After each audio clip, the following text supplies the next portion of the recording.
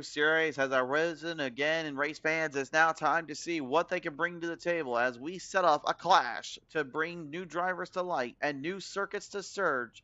This is the next gen series of the Outlaws Sim Series live here in Daytona International Speedway. Hi everyone, I am the Dead Man with the hot mic in hand. My name, of course, is Christian Shriver, and you are joining us here live on Speed Zone TV.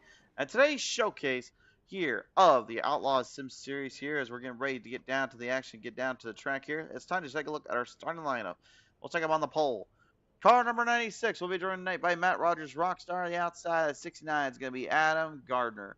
Row number 2 in the 9 is going to be Ben Henry. The outside, and the number 88 is going to be Jeremiah Stutzman. Row number 3 and the number 51 is Joshua McLoon. The outside, and that 41 is Seth Fitzpatrick. Row number 4 and the 13 is Kevin Thompson. The outside of the 18 is Joshua Balliet. Row number 5 and the 12, that's going to be Andrew Secoyer. I hope I am saying that last name wrong. And outside of them in the 5 is going to be Matthew Setzer. Final stars in this one, row 6 is going to be in the 65, Kyle Lingerfeld. And the outside, the 45 is going to be Merlin Adoran. Looks like Merlin Doran here. Looks like that's what I'm going to get to go with here. But fans, we're getting ready to get down to it and get going as well. Again, new drivers, new folks, and some new lanes to race it up here tonight. This is the Clash race here. So what that means is we're going to basically go only the counter marker. A 30-lap shootout here. Every one of these drivers is going to be putting up their speeds and putting up their tempo, trying to best the other driver here. All leading into the big race next time around.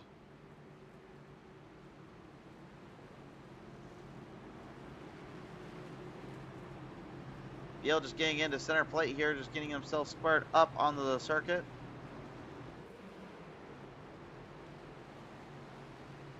As everybody lines up in position and get ready to jockey it out for their race.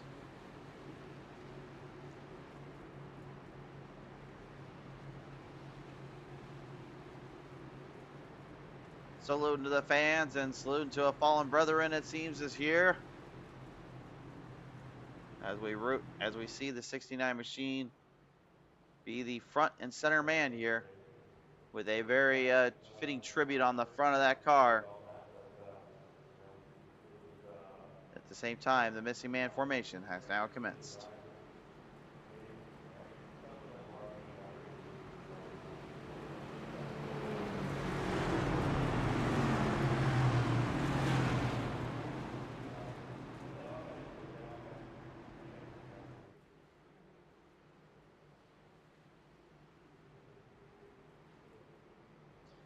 Field now ready to get down to business here with 30 laps to the distance. Time to see which one of these 12 drivers will come out on top of the first leg of this race here. The first leg of this brand new season and the very, very troublesome parts that is to come here. Daytona going to be 2 races of them having to figure out how to beat this place out and beat down the track. Daytona International Speedway here, folks, not a track to play around with either. Here is our look at our track tech talk here. 2.5 miles in length. Narrower gap than Talladega, so don't look for the drivers to be going 4 wide here, but they have plenty of room to go into the 3 wide territory. Weather right now holding up pretty good. Everything looking pretty solid on their end here. Wind not really a factor either. Altitude all right. And the temperatures staying relatively cool and calm for Florida this time of the year. We will have to see how much that affects the drivers. The longer this one goes, expect the drivers to be getting into pit road at some point, get some fuel marked up and get some tires replaced. As the pace car is getting ready to get off the track and lead our field down to the green flag for their first round of racing.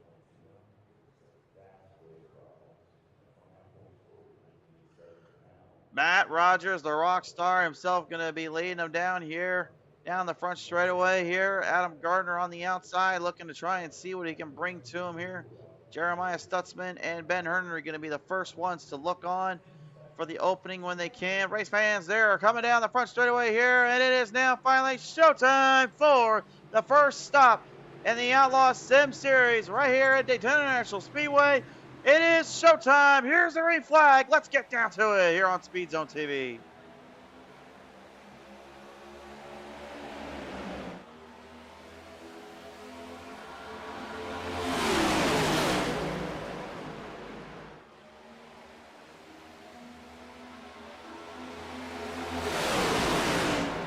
Rogers will lead it.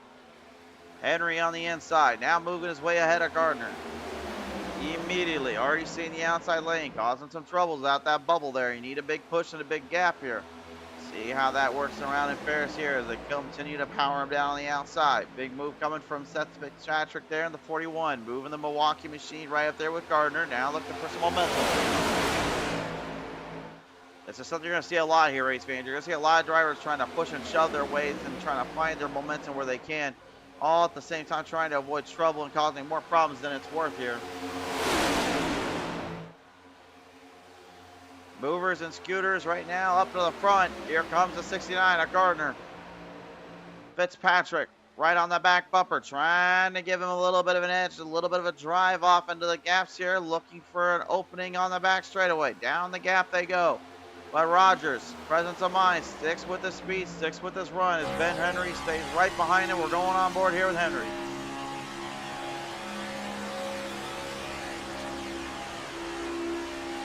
And you can just see how tight these cars are nailed down to the track. Again, that underbelly carrot there, definitely making things a lot harder to have to handle and deal with at times here and pushing these drivers to some limits in some cases and areas.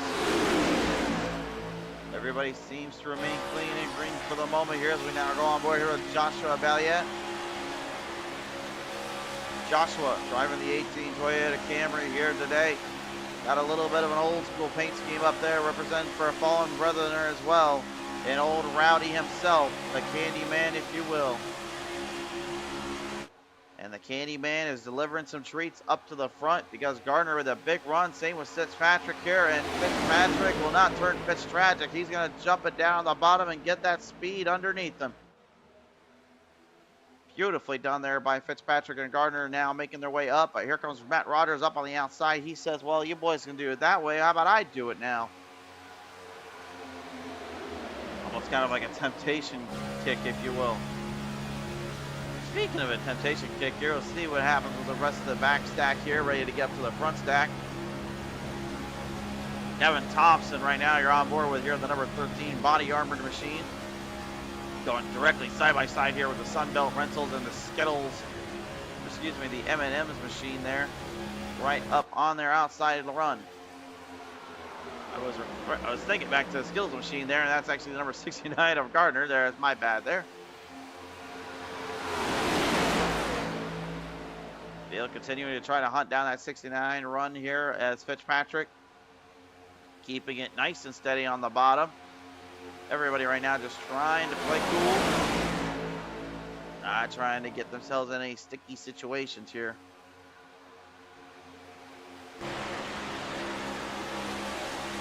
Get a little onboard camera on the outside. 2 spots up so far for Matthew Setzer here in number 5 Chevrolet. He's got the old Camaro body just putting to good use and getting some work done with it. I don't want to say old. It's actually a brand new belly kit they put on it this season and has been updated from the iRacing lords themselves. And since that update, it seems like more and more that a lot of folks have kind of turned into driving more of the Fords and Toyotas than they have of the Chevys. I don't think that has to do with anything on the fact of that it's not faster or better. I think it just has to do with the fact that a lot of people just frankly do not believe that that Chevrolet Camaro body pants are going to do any better, especially in these kind of races. I mean, possibly it might be art imitating life in the matter. Up on the inside here, here comes Jeremiah Stutzman. Got the Pennzoil machine up to good use, rocking the Ford Mustang colors. As the big blue oval right now has to deal with another big blue oval on the outside. Here comes Kevin Thompson. And got another runner coming up from the lone Canadian driver, at least on our end here, Andrew St. Cuir. Cuir right now making a big jump, made a big run off there, ended up catching almost right in between that 96 machine. looks like Merlin A. Duran here with a problem at 45, and he's gone into pit road already. I'm not sure what happened to Duran. Whatever the case is, man, that's not good. That's a major problem down there, and Duran's all the way in the infield now. He's pretty much driving the infield road course at this point. Duran not going to be too happy with that. That's got to cost him quite a bit of time here, whatever may have happened. Hard to really say, but it didn't look like he got tagged or tapped in anything. Looked like, if anything, maybe he was just kind of unfortunately having a mechanical problem down there, or a glitch graphic gremlin came and attacked his wheel here. We've seen that plenty of times before. Nevertheless, he is out. We'll hopefully be able to get him back out on the track next time out, and hopefully be able to see more of him. We didn't really get to see much here today, so I'm very excited to see what he can do here. Kyle Ingerfeld here in the 65 Toyota Camry. Sticking towards the bottom lane as he got to go from the 11th spot onward up to the 8th spot now. He's a hard charger. Not the ultimate hard charger, though. That goes to the 12 of Andrew St. Clair. And Andrew right now getting kind of beaten and banged up pretty badly back there. As you see the 96 of Rogers not having anything with him and that other Ford ahead of him. Could it be perhaps that the Chevys are just not being very friendly with the Fords, and everybody wants to try to get positions quick before it's too little too late? Hard to say, but it could definitely play into a factor in these races. Next time out, race fans, will be next week here on the show. Same time and place here, 25 laps to the distance. Speaking of 75 laps to the distance, I was going to say, past 25 laps left to go in this distance. Next time, though, it'll be 75 laps of cold, hard racing from these drivers. Swinging and wide, swinging for the fences. Ben Henry in the number 9 machine. Pushed hard up to the front, but that outside lane, thanks to that little mismatch of movement and drivers trying to get around one another, ends up costing them dearly. Your new leader off turn number 4, the 13, Kevin Thompson. Thompson almost just literally getting the biggest pushes and the biggest shoves from Andrew. And I have no idea how he's able to keep that thing online, but right now it's working for him as he is taking the race lead away.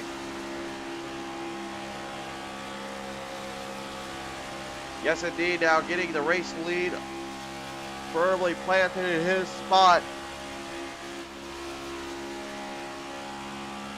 But now comes the ultimate challenge here, in my opinion, of whether or not can he hang on to it. This is where things can get very dangerous.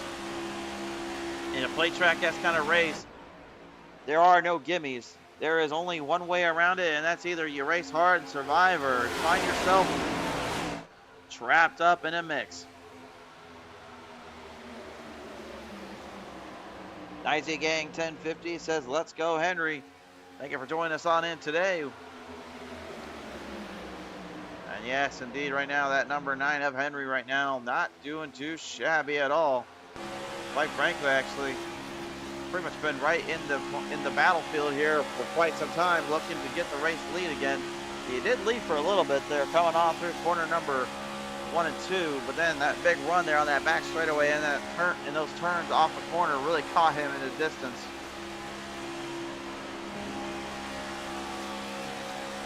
And you can see again, he is kind of driving up a little higher than some of these other drivers. That's not for he can't control the car. It's really just due to a matter of the fact he needs to get some fresh air, get in from the dirty air.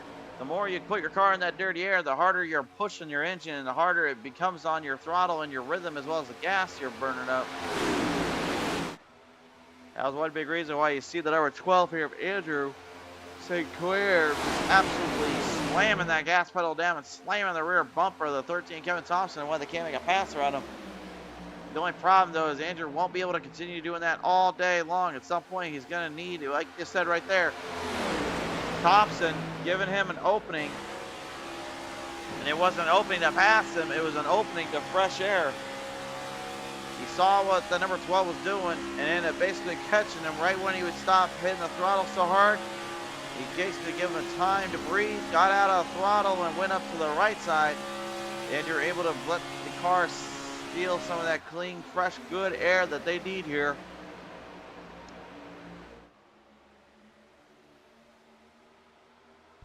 And especially with things so far late into this race here and nearly halfway done, man, at this point, you're just trying to figure out the best timing spots and the best shots you can do here.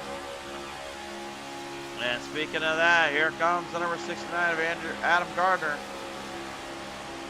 He was making a break for it there on the 9 of Henry, but Henry, presence of mind there, did not let up and give him an inch. Well, the 41 of Fitzpatrick, very not surprised, honestly. He kind of gave up back the position to Gardner. Remember earlier on, those two actually were working quite well together. So that tells me there could be a little bit of teamwork being really readied on and trying to narrow down these gaps and trying to narrow down these drivers here in some cases.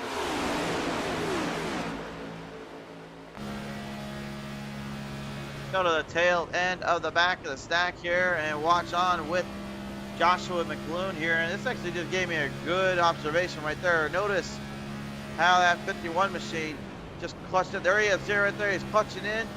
Again, he's not doing that just to try to literally give the engine a break. No, he's doing that to give the car plenty of time to reserve more fuel and reserve less and have to hit the throttle less. The less he has to hit that throttle down, the more he can reserve the gap and reserve that fuel he needs for the long haul. It's quite very vicious strategy in my opinion, considering how late it is for that 51. But nevertheless, he's got some kind of idea. He's got some kind of plan. Now we gotta see if it works. And I'll tell you this, race fans, again here, the biggest thing with doing that kind of strategy, that kind of style here, is that it can pay off in either two ways. One, it either gets you farther enough ahead from everybody else where they can't catch you, or two, it ends up being your downfall in many ways. We saw that really back. I was on Sunday morning here with the Citadel Series Next Gens. They came out here, very same track, very same place. Tried different strategies, tried multiple lanes, and again, those that got wrecked out couldn't quite get it back out in time. Those that were able to fix up and put things back together pretty much just fixed up their act and fixed up their situation and used the strategy to their key advantage.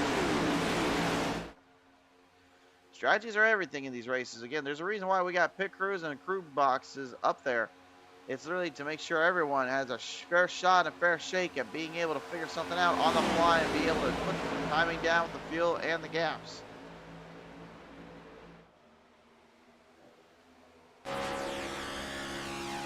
We go back on here with Andrew St. Clair right now. Andrew, man, just talk about literally keeping that thing right on the rear corner bumper of that 13, not letting off, not giving him an inch, hoping and praying just to make sure that he not only could keep the rest of behind him, he's also trying to make sure he stabilizes this thing down and make sure he's got everything right in his wheelhouse. Very bold racing and very bold shots here being taken, but now comes the tricky part, which is how long does it last for? Yeah, we have another little camera angle here with Matt Rogers, nicknamed Rockstar around here. Yep, and here we go. Pit stops. Oh! That's going to be a tough one there. Trying to get the brakes going. Got him on quickly, but that Devin Thompson, the 13, not so lucky. Henry will get the lead. Fitzpatrick, Stutzman, Balliet, Setzer, Lingerfeld, and McLoone all into pit road quickly here. Let's take a look at our pit stops and see who gets the better of the other.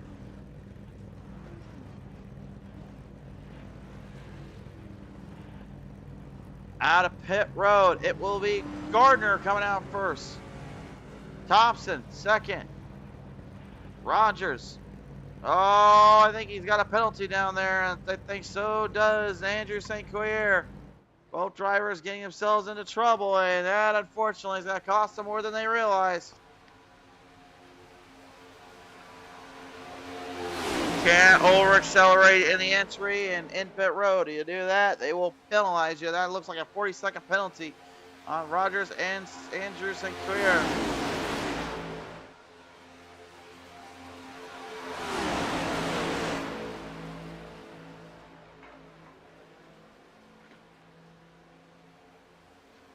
Looking at the gap as well.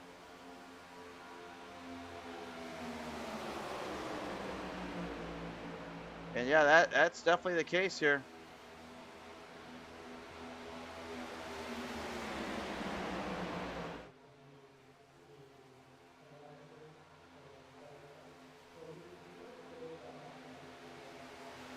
And Andrew and Matt have got out on the track here, race fans, but here is the race control. There is the penalty there.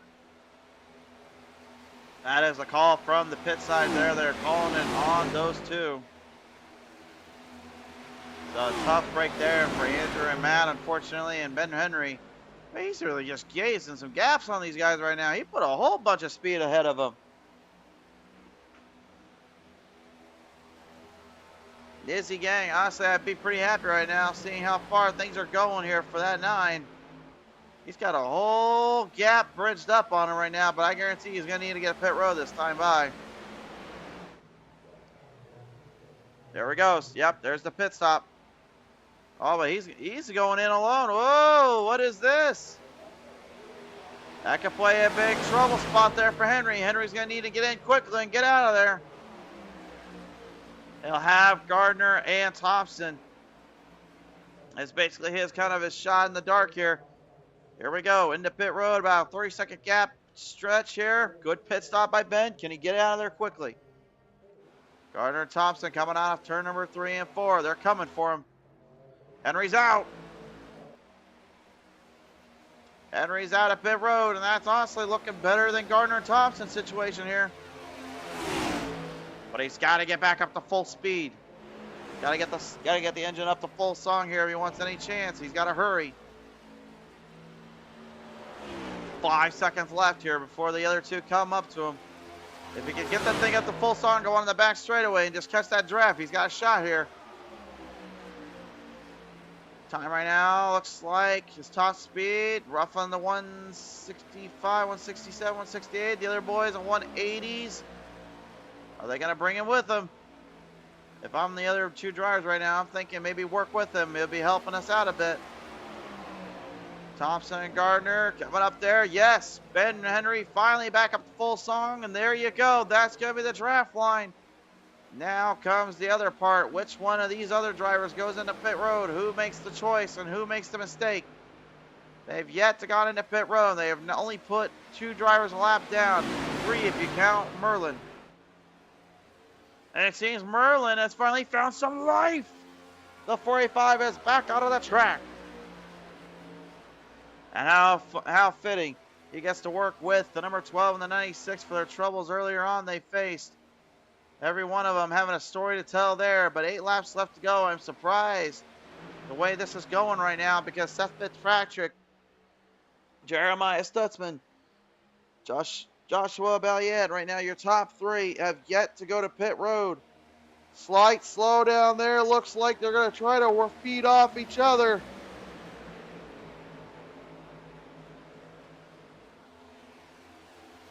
Looks like that whole pack is just trying to basically set up the pit stop and set up the run. I don't know, though. This could be a very difficult decision because, honestly, with that kind of a slowdown, that kind of situation, it can make things pretty rough here. Maybe they're just trying to slow down to conserve fuel. It's hard to say. 7 laps left to go.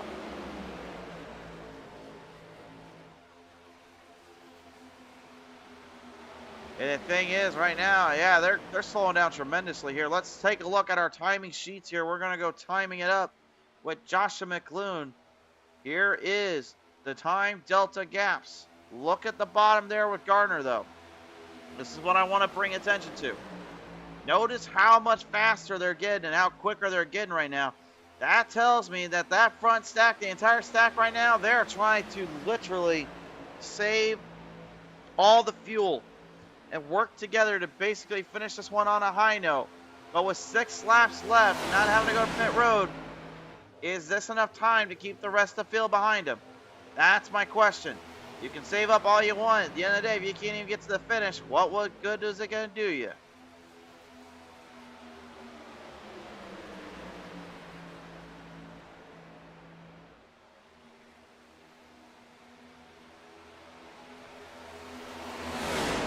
See, we got a gap on the lap 24 here with 6 to go. And it looks like it was only a second gain there for Gardner. That could be troublesome. We'll have to see how that plays out here.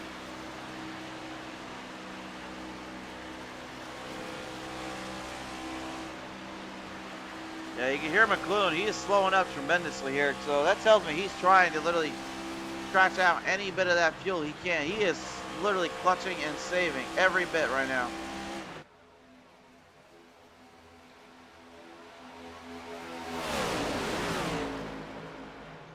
Down to the final 5 laps here. 5-5 in the air, 5 to go.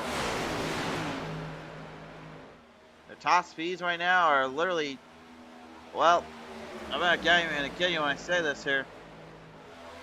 They're literally under 6 to 8 miles per hour than the other drivers that are hard charging right now on the fuel, like Gardner Thompson. And even Ben Henry down there too. They're definitely fighting as hard as they can here with the fuel they've got, trying to do whatever they can to put on the show. At the same time, trying to prove something here in this Daytona Clash here tonight. Final 4 laps to go now.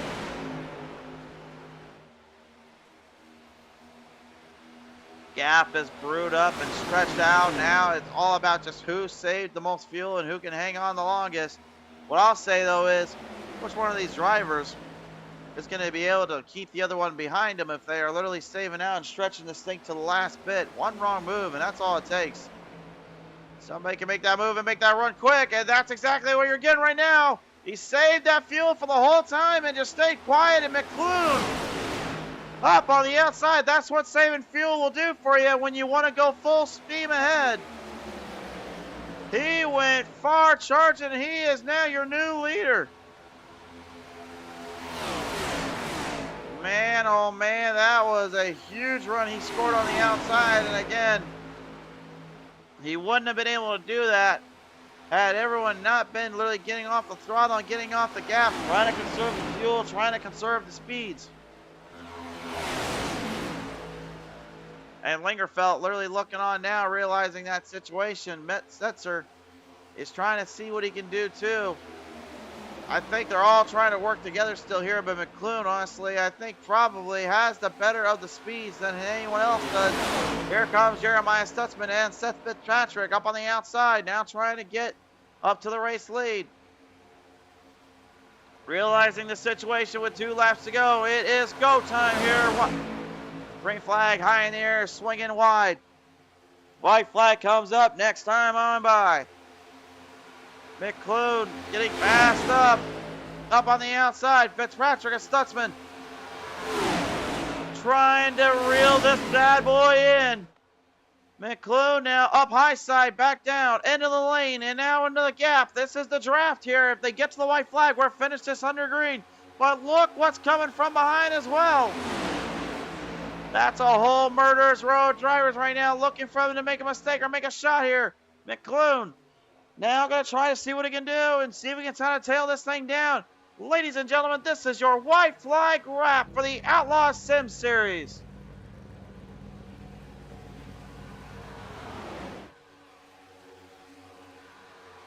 This one's going to finish under the checkers. Lingering down. Oh, yeah, mama, we got ourselves pushers and shovers. Side by side down the back straightaway now, trying to get one last run, one last put. Fitzpatrick and McLuhan working hard there with Stutzman as well as Setzer.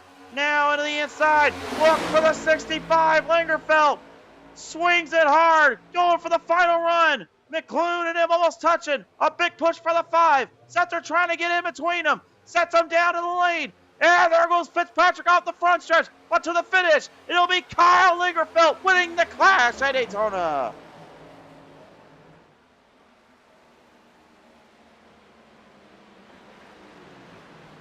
Woo! Wow! Now that, race fans, is what you call a good race. Strategies aplenty. Some other drivers missing in on other areas. But for this one, that was impressive. and the hard charger award recipient as well. He started all the way back and almost second to dead last. Started in the 11th spot. And the Twin Tiers Security Solutions number 65, Kyle Fingerfeld, going to be your very first winner here on Speed Zone TV with the Outlaws Sim Series. Whew, got me excited here. Now, steady full out another 40. We're going to add another 40 laps next week here. And these guys absolutely just tore the house down in quite a memorable little run here. I love every minute of what we saw.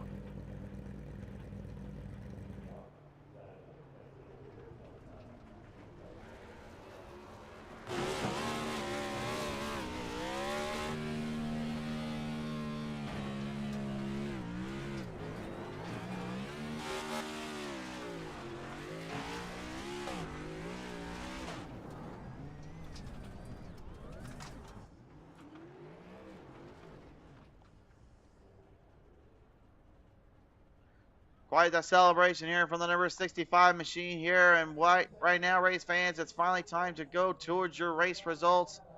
As Lingerfeld will push that thing down to the back, he puts it into victory lane for tonight. He will be the first winner here and the winner of the clash tonight. Second's going to go to the 51 of Joshua McClune here. Great showing from him. Honestly, very impressed there on that last bit. Ended up saving fuel more than we expected. Was going full send, full charge. Put that thing onto the ground and put it into the pedals, and man, he was working hard for it. Matthew Setzer here, very solid performance as well here.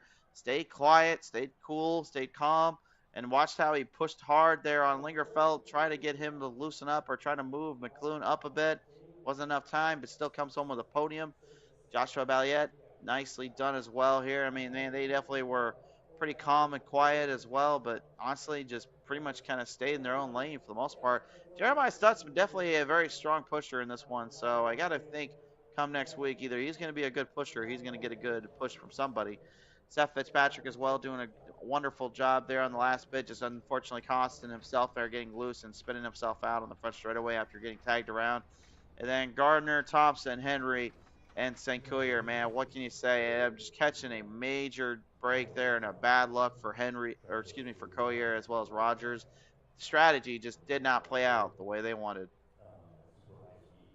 All right, fans, before we go, there's one last piece of business to take care of, so let's take a look That wouldn't at have the been. drivers right here now as they join me here. My bad. Race fans, joining me here into victory lane is number 65 here, Kyle Lingerfeld. And Kyle, congratulations getting it done here today. Good sir in Daytona. And man, talk about a last-ditch effort and battle you had trying to hold off just to get this thing into victory lane.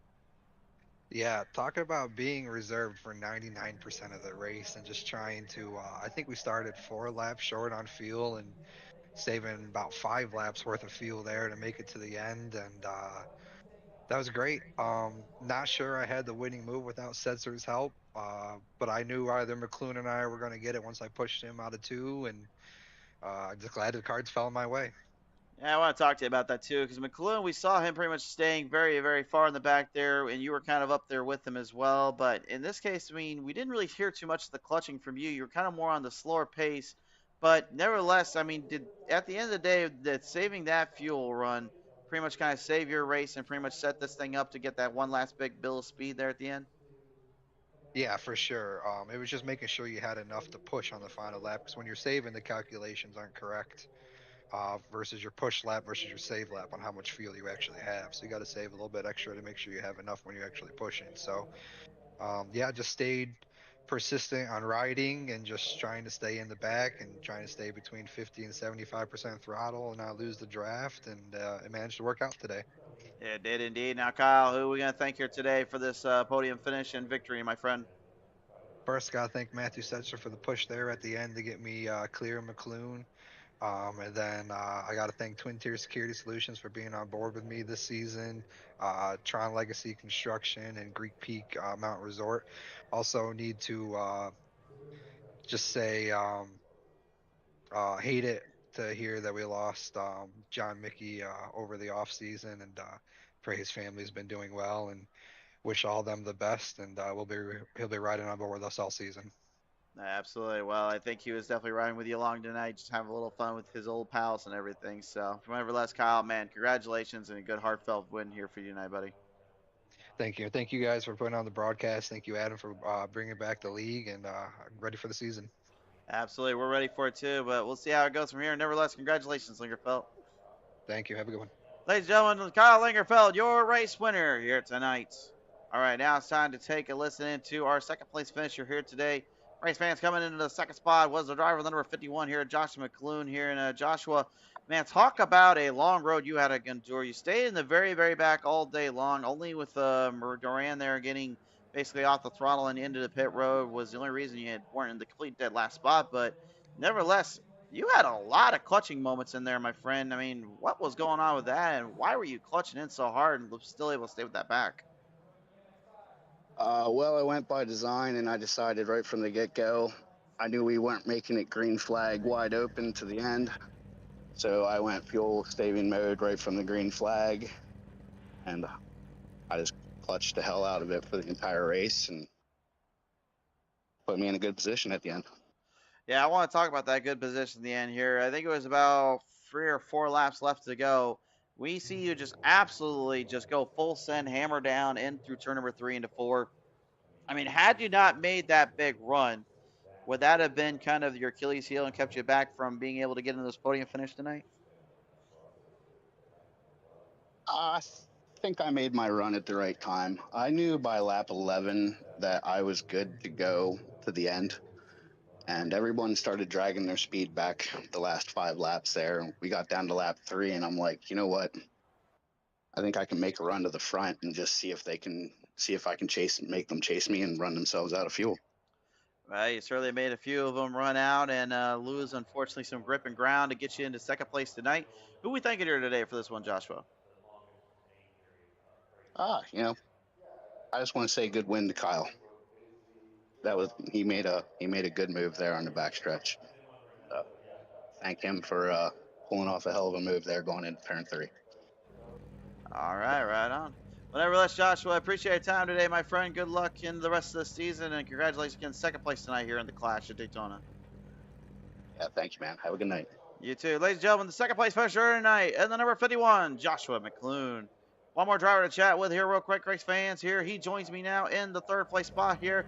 Kind of a silent assassin at the end here, but it's Matthew Setzer here talking with us. And Matthew, congratulations getting into third place here today, my friend. And talk about a last-ditch effort and push there. You had to give Lingerfeld as he was going right up ahead of you there. Yeah, I had to help out my friend. I looked at it with 3 laps to go. I was like, I told Kyle, I was like, I'm like 2.8 laps to the good, and I'm like, we're gonna see what happens. And then last lap, I was like, I was saving again, and then last lap, I was like, screw it, I'm gonna go. It's gonna be, I'll be up front, or I'm gonna be all the way in the back. I want to ask you about that too, because like at that last ditch effort and pass there off turn number 4, it looked like when you basically hammered down on that 65, it did get him a little bit loose, and it looked like another pit there might have gotten the, I believe it was the 41 here of Seth Fitzpatrick got him spinning around. Had you not gotten that bump or you had pushed a little harder, do you think maybe that could have ended up upsetting Lingerfeld's car and gave you a chance here to maybe take for the run for it? It could have. I could have wrecked them all. Who knows how that bump would have went? It certainly is the case, but nevertheless, Matthew, pretty solid day here for you and your team. I got to ask you who we thinking here for this third place finish. I gotta thank my business, Sidetrack Hobby South, also Bristol RC Speedway. If you ever in Bristol, Virginia, come check out the old Bristol RC Speedway because we're racing on the old dirt that was at Bristol Motor Speedway. All right, on, man. That is pretty sick and sweet to hear. And nevertheless, here, Matthew, thank you so much for coming on board here tonight. And congratulations here for a third place finish here in the Clash. Thank you. Ladies and gentlemen, here your third place finish once more. The number 5, Matthew Setzer. And with that, we've concluded this one. But we will not be concluding until this full season's underway and completed, which means it's a long road for us, and we couldn't have it any other way. All right, fans, thank you so much for tuning on in here. If you have not ever been with us before, like and subscribe, share around, and follow. We'll have many more shows to come. I'll make sure we get the link up and running here in just a little bit for the next race coming up, which will be right back here next week, same time, place, Daytona, for 75 laps to the distance. Until then, Take care. Be safe. God bless everyone. Have a good night.